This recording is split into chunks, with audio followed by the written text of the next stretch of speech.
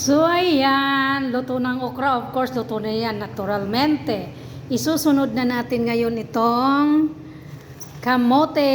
Ayan, kamote guys.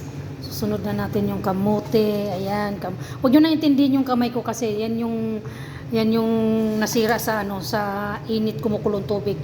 Tapos sunod na natin yung kangkong. O, di ba nakikita nyo ang dami? Super healthy ang ating food today.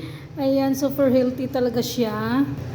So ayan, papatayin ko na yung apoy para kasi mamaya pa naman kami kakain para maluto na lang yung gulay sa init. So dahil mamaya pa kami kakain. O ayan, akala mo naman nagdidemo, akala mo naman hindi pagkaing Pinoy. O di ba? Wala lang. Wala lang for the lunch video lang to. Not for today's video, for the lunch video. Kain tayo, dami. Annabelle, sorry. Gusto ko man magbigay, Annabelle, Gracia. Malayo tayo sa isa't isa eh. Sa susunod, magluto ako ng sinigang na bangus ha. Alam nyo na yan.